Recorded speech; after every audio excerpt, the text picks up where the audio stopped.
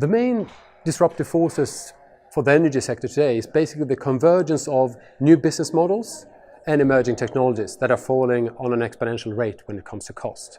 As those two come together, we face a totally different world.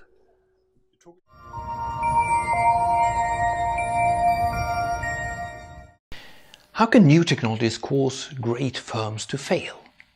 That's part of the title of the book The Innovator's Dilemma by Clayton Christensen, published in 1997. Christensen did see a pattern where innovations that first was regarded not to be very competitive managed to overtake the whole market. He called them disruptive innovations. Is it then common that well-established companies fail? Let's take a look at the 40 years back on the Fortune 500 list. If we take the companies that were there in 1975, by 1985 about a third of those companies had fallen off the list. By 2015 about 70% of the companies had fallen off the list. And this pace is just increasing. How does disruptive innovation then relate to other types of innovation? There's a lot of terms and it's maybe slightly confusing. Let's first regard what area the innovation is in. In that case, we have innovations like product innovation, process innovation, market innovation, and organizational innovation. When we talk about the impact of technology, we then talk about sustaining or transformational innovations. Sustaining innovations, that's incremental innovations, sometimes also called radical and breakthrough innovations. And transformational innovations, well, those are doing some major changes, transforming a whole industry. Then we talk about disruptive innovation, another name for transformational innovation. Let's look at some examples of disruptive innovation. Digital photography, outcompeting and replacing the analog photography. The personal computers outcompeting the minute computers. The online news sites replacing the newspapers. No frills airlines competing with the full service airlines and taking over or at least capture a big part of that market. And the examples we have for photography, that's of course the Kodak case. And regarding the computer, the company Digital went out of business. And newspaper, there we have a number of local newspapers that have either disappeared or they struggle. And regarding the airlines, a number of national airlines struggle or are out of business. How can this be? How can new technologies cause great firms to fail? The classical example used by Christensen is regarding the mini steel mills versus the integrated steel mills. The integrated steel mills, the incumbents, they managed to do steel of a quite good quality and increase the quality over time.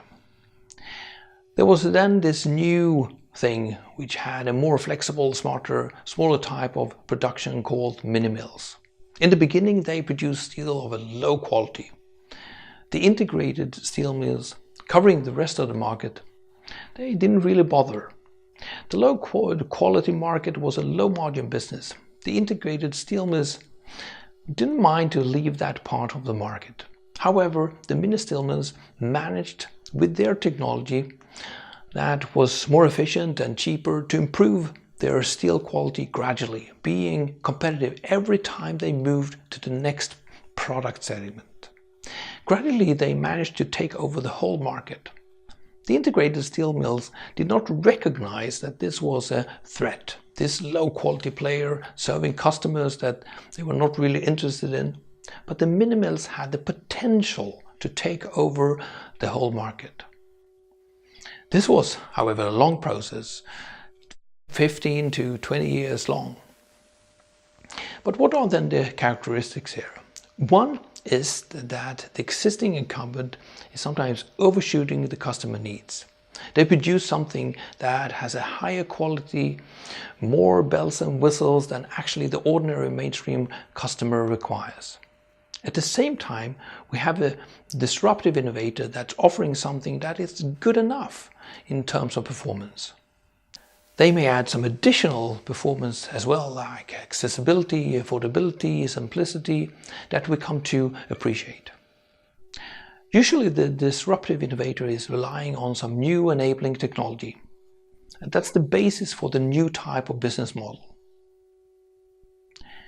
From a brand perspective, the incumbents have difficulties to, at the same time, address the low end with a rather simple product, and at the same time as they do the high-end product with a good quality to the high-end segment.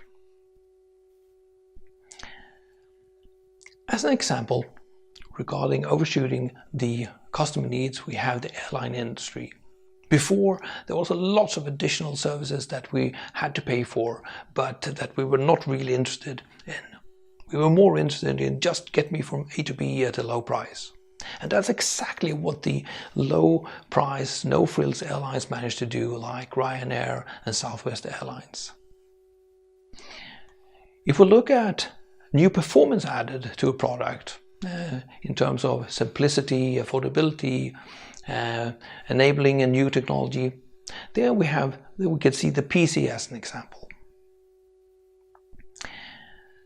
The reason why great firms fail, is that then due to bad management? It's not. And that's part of the dilemma here that Christensen is pointing out.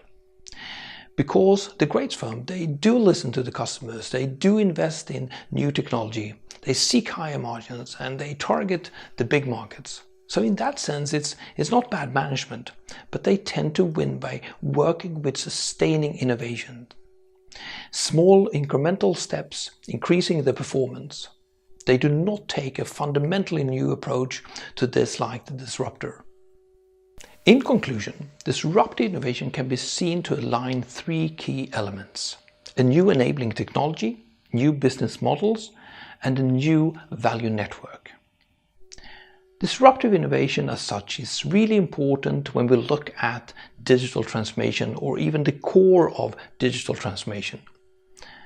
Is digital technology, the enabling technology, driving a disruption of the energy sector? That may still be debated, but in any case, the potential is there. Enough to focus on creating readiness for change and transformation.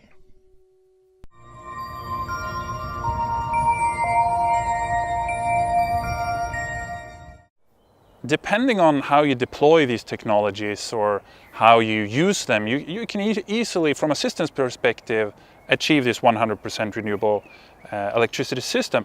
But it's difficult actually to manage these different technologies because they interact in a new way. So it becomes a new type of system, and we need new management approaches to handle this new system.